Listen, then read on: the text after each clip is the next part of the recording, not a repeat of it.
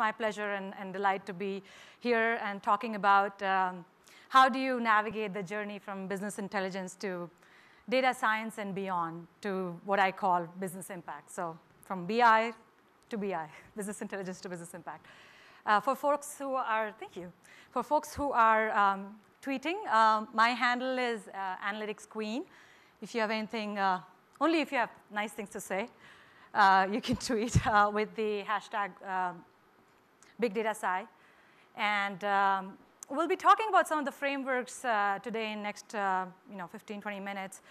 Some of those frameworks I'm going to talk at 30,000-foot level, and you may want to go deeper into it. And if you do, there are details in the white paper, which you can find at aryng.com/whitepaper.html. So don't need to worry about and try to understand everything what I'm trying to say. There are details which are out there. So quick bio on me. My background, I have 2 masters. Both of them had basically this thesis involved applied statistics and quantitative methods. And that's kind of where I got intrigued by the power of these methods that they deliver. And funny, Michael said, why teach calculus? I was also teaching calculus. And to me, there's a huge interplay between, I love calculus, interplay between calculus and statistics and conditional probability and all those things. I mean, the quantitative methods, the power that they deliver in terms of making better decisions, in terms of really peeling the onion. What does this mean?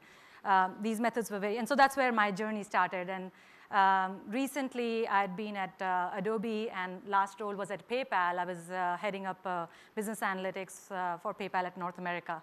So kind of had a very interesting journey through entrepreneurship as well as through academia. So quick 2 minutes on Aryng. That's the company I co-founded with a few others, like-minded folks on the emphasis being analytics training. So that's kind of where Aryng, the name, is coming from. It's a play on letters from analytics training. A lot of people ask me about it, and they think it's an Indian word, but it's not. It's just a play on letters from Aryng, and that's the A from analytics. And our focus our focus is basically how do you make decisions based on data? And so when our trainings are, they are through the breadth of business analytics, predictive analytics, and so on. But the focus is very much on these techniques are cool, but how do I really start making business impact through these techniques and other process? We do public workshops, on-site training in the organization, which is customized, followed by mentoring, and also upcoming is an online training component where people can learn some of these aspects self-paced. We also do strategic consulting, so we often lead with training because our fundamental DNA is we believe that there's so much data out there that this world of data to decision being only left to the devices of data scientists, I think is a delusional because there's so much data. So the future of the world would be that every individual, whether it's personal data or corporate data, every individual will need to make decisions based on data. And so our whole focus is on how do we enable that journey, enable that journey for analysts, for data scientists, but also for product managers and sales and marketing folks, so the business side as well. So that's kind of what we do. Our client sets include Fortune 100 to smaller organizations, as well as various verticals. You can see financial services, e-commerce, and so on and so forth. So kind of everybody has data. Small organizations are big, and everybody is in a very good position to start leveraging the power of data. So with that, let's jump into today's topic. But let me briefly align and baseline with all of you guys here and talk about what is business intelligence, what is analytics, and data science. So as you look at the space between when a user and system interacts, with your system, that creates, and that can create and should create a lot of data, a lot of things that is captured through the data tools and rendered into dashboards, reports, cubes, whatever have you. This space of user interacting with your system to the data being accessible, it's stored and can be rendered. That space is what I call and what I understand to be BI. The space beyond here, which goes into, through the analysis, goes into insights and actions and insights and dollars, is what I term as analytics and data science. So I do see these words being interchangeably used, but for the purpose of this conversation and further, this is how I am talking about BI and talking about analytics and data science. So what I wanted to understand within the audience is how many of you sit within the BI organization? How many of you are part of what we call BI? Very small number of hands are going up. Okay, how many of you sit within the analytics organization, beyond data into the actions? Okay, so about 40, 50% it seems. And how many of you are kind of horizontal roles or business roles, which is product, marketing, sales, and here to understand how all this setup can be leveraged to make decisions in the organization? Hands up a little bit more, please, because I cannot quite see. Okay, so another 20%. All right. So what we're going to talk about in the next few minutes is how do you go from being a data savvy organization where you have good data to start leveraging that as an asset, start competing on that.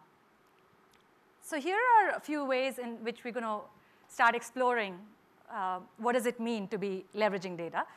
Let's see, and we'll go through some scenarios. So let's say this is a consumer electronics goods company. Let's take Dell, for example. And this is a scenario, so it's completely illustrative. So Dell 2012-2013 priority is to increase share of wallet, which basically is, let's say today 20% of people who use tools, who use laptops or computer, 20% of them use Dell. So Dell's share of wallet, loosely defined, is 20%. And let's say Dell wants to increase it from 20% to 25%. Here is scenario one. The leadership wants to increase share of wallet, and they believe that a rebranding effort will increase the share of wallet because Dell's brand is kind of perceived in a diluted form, and thereby people are not choosing Dell and choosing competitor when they should be choosing Dell. So in the scenario one, $5 million is approved for rebranding effort to drive share of wallet. So this is, as you can see in this scenario, Dell, of course, has a lot of data, but data was not necessarily leveraged to make a decision, right? The priority is to increase share of wallet, but the data wasn't necessarily leveraged to drive decisions. So this is scenario one. We go to scenario B, where a further layer is asked. Leadership does think that brand image is right now detrimental to share of wallet, and thereby they kind of go into market research to kind of prove whether the hypothesis they have is true or not. The market research comes back inconclusive, but because they have a strong belief, they go and roll into rebranding effort, expecting that to affect the share of wallet. As you can see with scenario B, kind of data was used in some sense. Market research was done, but not necessarily, because there was still a sense of, I know what to do. Can data prove or disprove what I know, right? The decision was being made. It was going to be made, and data was kind of leveraged to build up on that. So here is scenario three, where a different way of doing it, where the leadership and the cross-functional team said, we want to increase share of wallet, but we really don't know what drives increased share of wallet. And so they came into doing some market research, analysis, and so on, to understand what drives share of wallet. And they found certain bad experiences, certain very specific bad experiences are the top drivers of share of wallet.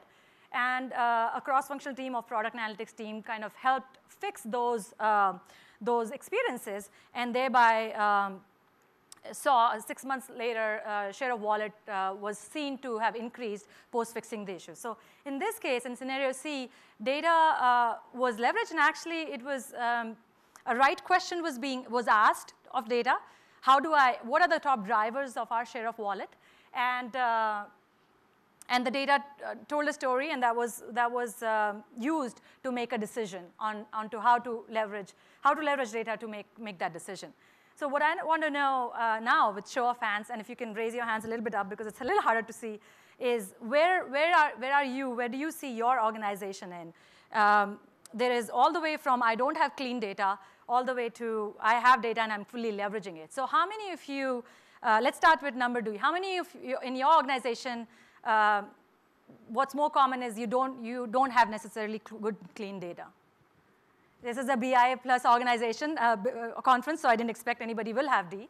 How about A? You have data, it's very powerful, but it's not necessarily being leveraged. About 10–15%, I would say. How about you have data, and it's being leveraged, but pretty much to support decisions as it comes out from the organization. So I see some hands. Can you raise it up a little bit higher? Okay, another 15%. And how many of you have it where the data is being fully leveraged to really start driving decisions, to peel the onion, to understand the drivers of the business, and so on and so forth? Okay, quite a few. That's great. So what I want to explore is how do you get from, if you are in a scenario A or B, how do you go from there to scenario C? What does it take for organization to navigate that route? So basically data savvy to intelligence heavy. One thing I quickly wanted to share was, if I go back into my previous slide, when I joined PayPal, one of the things which was happening at PayPal in 2008, top buyers were top buyer was identified as one of the biggest segments in terms of monetization or monetizability. Very, very very important group, customer segment, and they were churning at a very, very high rate, higher than expected, or higher than industry standards for PayPal.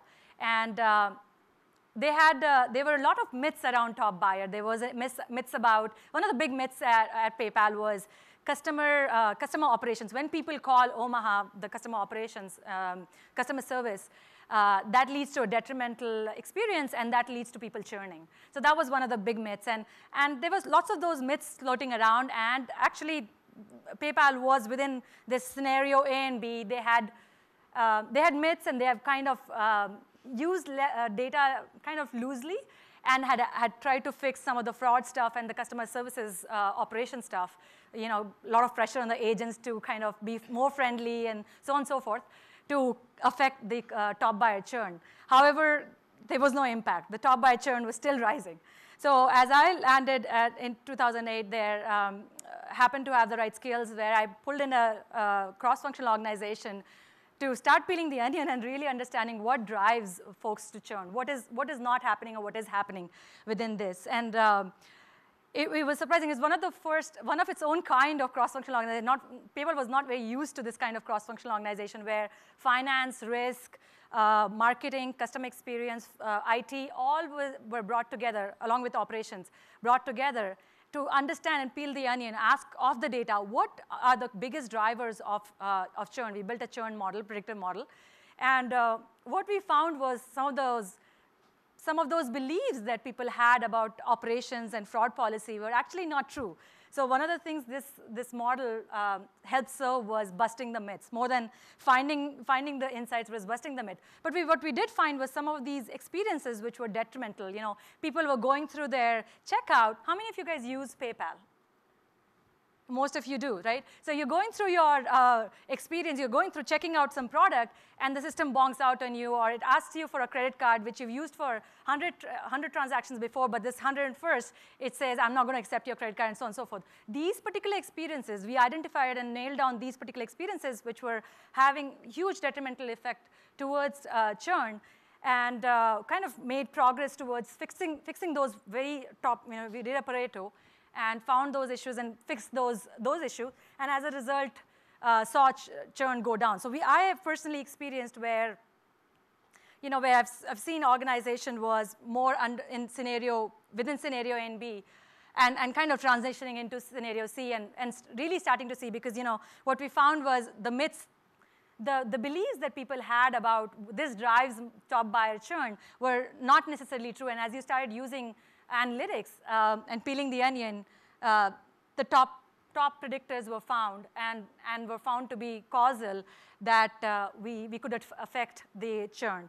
So the question then is, okay, what does it take to move the organization from data savvy to intelligence heavy? So a lot of you guys raised your hands in scenario C, that where your organization is being able to leverage data effectively to drive decision. So the question to you is, what did you see in your organization? What are the first set of things which happened as if you saw that transition from BI to business impact? What changed? What were the first things which were needed? How many of you think it is the infrastructure change and overhaul that, one of the first things that is needed? Not very many of you think that. Good data? Not many of you think that. Some of you think that. Data-driven decision-making process, which is inserting data-driven in the decision-making process, which any organization has a decision-making process, or maybe they have just decision-making, no process, but the data being driven in that. How many of you think that is one of the first things which needs to happen? Show of hands. A few of you. Okay, and the rest of you must believe either 4 or 5. So how many of you believe it's the people with the right skills? Quite a few more. And how many of you think it's data-driven leadership? A lot more. So right on, absolutely true. So as we explore the analytics maturity cycle, it's obviously based on a foundation of good data. And like Michael was talking about earlier today, it's not necessarily, doesn't necessarily mean perfect data. And perfect data for, as in the example of poll, perfect data would take you maybe 10 years to build. But good data, data which can be leveraged, clean enough that it can be leveraged. So it's the foundation for analytics is good data. But one of the first things which needs to happen is data-driven leadership. Unless leadership stands behind the aspect of, we want to make decisions based on data. We want to, unless John Danaher in that case in 2008 said, it's no more working. We need to understand what drives churn for top buyer and spent effort in that. We wouldn't have necessarily, our group and me, we wouldn't have had that sponsorship to really pull that together, that big cross-functional team, and to have that impact in the organization. So data-driven leadership. And we're going to talk about each of these a little bit in detail. And then the second thing is, once you have the leadership support, you need people to be able to do the right things, the skills needed. And then the third thing which comes in, you have the right set of people, you have the sponsorship of leaders, but the data-driven part needs to be inserted in the decision-making process because, face it, we all know decisions get made by gut or otherwise, but how can data-driven be inserted within that decision-making process? And then lastly, as we traverse through this journey, we recognize that certain infrastructure overhaul may be needed. As we mature in the analytics journey, certain infrastructure overhaul may be needed in the sense of, the data is sitting in all different places. We are able to make progress in the analytics journey. However, our analysts are spending 50% of the time integrating data. So it's not necessarily well leveraged. How do we drive to where analysts start spending 80% of their time analyzing versus data integration? So it feeds back into the cycle of good data. Let's look at each one of them individually. For folks who are here in roles where they're making decisions about leaders to bring in their organization, one of the first things, I think the way to identify data-driven leaders is to look at where they're coming from. I saw this live in 2010 when I was hired as part of North America for PayPal to set up one of the first analytics team. Ed, who was the senior VP, as he was setting up the business unit, he was data-driven, and what he started doing was he started bringing in leaders from organizations which had the track record of being data-driven. So one of the hires he made was a VP of marketing. Marketing at PayPal was a very loose function before this particular VP came in.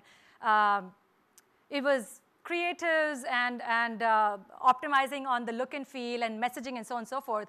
And what I saw was as soon as this person was hired from from Intuit, where Intuit marketing was very, very data-driven, they have a huge segmentation, which is it's famous for their segmentation of N by N, 150 or so odd grids of customer segments that they have identified. As soon as this hire was made, we saw huge transformation on our side. We saw zero-based budgeting. Just because you had 100K to spend on last year's budget doesn't mean you get 100K to spend on this. You have to justify. If you're asking for 100K, justify what you're going to give me, the ROI, and so on and so forth. So I saw that transformation as leadership changed. I saw that transformation from we are marketing, we talk about brand, to we are marketing, we drive ROI. That transformation was driven by the data-driven leadership. As you're looking into it, I think previous company culture, where's the leader coming from? What are their track records? And inserting accountability is useful. The other thing to think about is, as you're thinking about investment in people, what does it take? There are two sets of things you need to think about. Analytics leader and also team. And the reason here is, I was having a conversation at dinner last night and talking about why this may be relevant. LinkedIn is one of those companies who have pioneered this aspect of data science, and they have a huge team there. DJs went in from PayPal to start the analytics team there at LinkedIn. And they've been really, really successful in terms of kind of evangelizing data science and producing papers and insights and so on. But as I was having the conversation yesterday, and I've heard from other folks, it's not necessarily working for them right now. Why? There are a couple of reasons. One is the aspect of where, and I think Richard was talking about this morning too, right? The system they have is, it's like a ticketing system. Anybody at LinkedIn has any question about customers, about their product, they kind of put in as a project in a big ticketing system. And the data science on the other side check out these projects. If they like the project, they answer it. And so basically, it's like a question being thrown off on the other side of the fence to the data scientist. And then the data scientist, if they get to it, they throw the answer back to the other side. So it's kind of like, we don't necessarily talk to each other, but we throw questions and answers to each other.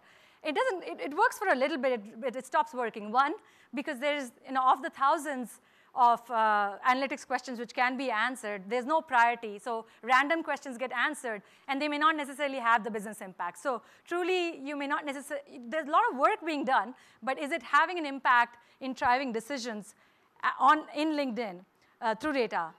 Question mark. The other part is a lot sits within the integration of the data and the business side. Data scientists, if they sit in a silo and start making the best of the models and solving the problem in whatever way they think right, it often doesn't necessarily translate onto the business side. It often doesn't bridge the gap to the business side. So this approach of siloed analysis and siloed coming up with a question doesn't quite work. And that's kind of what folks realize. And as you invest in people, as you start looking at this journey of how do you get from BI to business impact, investment in people, but people with the right skills to lay out the relevant roadmap, and people with the relevant skills to bridge the gap onto the other side, on the business side, is very much needed. And I'm going to briefly talk about, in the next few minutes, time is pretty short, but next few minutes is what does it look like? And maybe this is kind of what pretty much I'm going to spend time on. And this is very important. One of the things which the skills which the analytics team needs is technical skill. And I put an 80-20 there. What does the 80-20 mean? For folks who look at analytics from the outside, they think that to get the biggest power from analytics, you need to build predictive models, you need to do advanced analytics. However, the reality and the truth of the business is 70 to 80% of the business problem which can be solved using data could be and should be solved using simpler techniques. And only about 20% should be solved using advanced analytics tools like predictive analytics, predictive modeling. Why? Although advanced analytics tools are very, very powerful, they can optimize for you at an individual level, customized to, here is a customer called Piyanka, she has such needs, thereby we serve her this content. Predictive analytics and advanced analytics tool can be very, very powerful, but they are very, very heavy on resource. They are resource and time intensive. And thereby, unless you can justify the ROI which is needed for going into predictive analytics, you get much better ROI using simpler techniques. And by these simpler techniques, what I mean is, correlation analysis, trend analysis, and all that, which can be actually we teach our level 2 course in simple analytics, in hands-on analytics is all taught in Excel. So these simpler techniques can be all learned by individuals. They are techniques still, so they need to be learned, but they can all be learned by most individuals, the BI professionals, as well as marketing folks and sales folks on the business side. And they get you the most power in terms of delivering that impact, delivering the business impact. And then most of the time, once we, for example, in this top buyer churn model, the way we got into the churn model was through doing the simpler analysis, to doing this aspect of interacting and understanding what are the correlators, what are we not understanding in this process, and how can predictive analytics help us. So I really want to emphasize this aspect of, as you look at analytics, it's not that complicated. It's not rocket science. Some of the biggest power comes from using simpler techniques, which can be learned fairly easily. And then you obviously need some kind of analysis tool skills and data skills. And the other side of it is the bigger skills you need is actually bridging the gap to the business. And so business skills, interpersonal skills are among the bigger ones, I would say. As you go into that journey of, I have the right team, what are the kind of skills they need to transition from BI to business impact? I'm going to skip through some of these slides just from the shorter time, but I think these slides would be available for you guys. The two frameworks I wanted to talk about, how do you put analytics in the business context, which is MPC Framework. It's there as a white paper on aryng.com. Trying to understand what this enables, what this framework enables is what question to ask of your data. Because as in the example of LinkedIn, you can ask thousands of questions. What are the relevant ones? And there's no one answer. This kind of question is relevant or not. It depends on your own business. It depends on peeling the onion and understanding the business dynamics of your own business. So MPC Framework, if you were to follow, is very useful. There's a white paper on aryng.com for that if you like to go deeper. The other, and I'm skipping a lot of slides because in the shortage of time. But the other framework, as I'm advancing through the slides here, is Bather Framework. Once you have identified what questions to ask, how do you go from data to decision? And again, in this, it's not rocket science that I'm talking about here. Is the same business question all the way process to recommendation. But two important things to note here. One is it's data to decision, but data is number 3 of the 5-step process. So how you set up, the questions you ask, how you set up comes before even you collect data, and you only collect relevant data to go from business, to go from data to decision. The other relevant point is that there's always, in parallel, at any given time, there is the blue track, that more technical track of what do I need to produce insights, but there's a softer side, the human side of decision making, which is what do I need?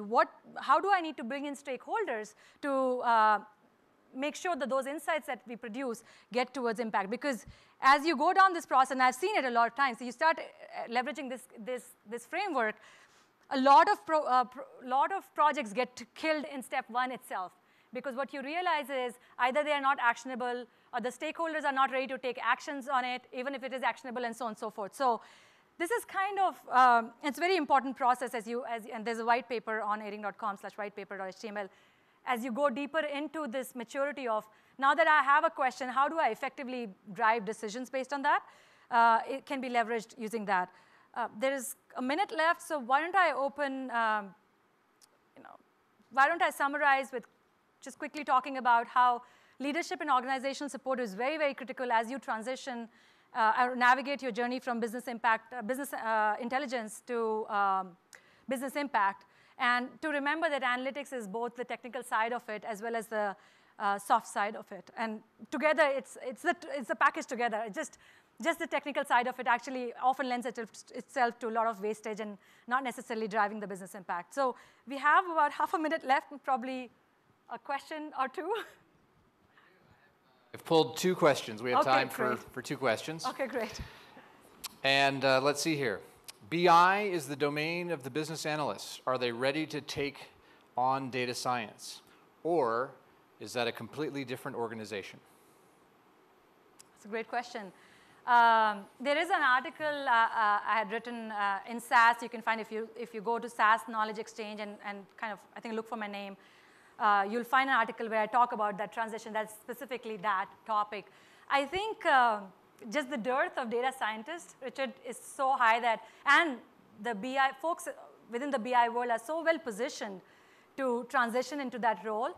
I think most organizations will need to find a hybrid model of where the BI world or the BI individual and professionals do a plus and transition into the data science. Because part of what happens is if you are just looking at optimizing your environment, your infrastructure from just the BI perspective, what optimal structure you come to is very different than when you start optimizing from the analytics perspective, from the business impact perspective. And thereby, you may actually, you may be thinking about a multi-million-dollar investment in certain tool, certain infrastructure, but when you start looking from the analytics perspective, you may find it irrelevant. And thereby, you may not even invest there. So I think the future, it would be plus. Got it. Plus. And this final question, I think it's great because you have such a broad perspective in the companies that you work with in your business. The question is, where do you see companies stumble most frequently? I'll go back to, assuming they have the leadership buy-in. Post the leadership buy-in, the biggest place where I see companies stumble in is bridging that gap over to the business side. So often they hire the right people, they hire the PhD in statisticians, people who have very good technical skills and so on. But, and they start, as like LinkedIn did, producing a lot of insights and so on and so forth. Where they stumble is that they produce 100 insights, they start publishing in the white paper and so on and so forth, but the business impact is missing. Mostly because that bridging the gap is missing. And that's one of those, it's almost nebulous, like you think about, interpersonal skills, it's something fuzzy and something out there, I don't know what that means. Actually, it's a science that you can learn. And this is one of the things we teach in our class because it is not nebulous. There are some specific things that you need to do to bring people along. And that's kind of where I see the biggest gaps as of now. Great. Please join me in thanking Piyanka for being here. Thank you. Thanks so much.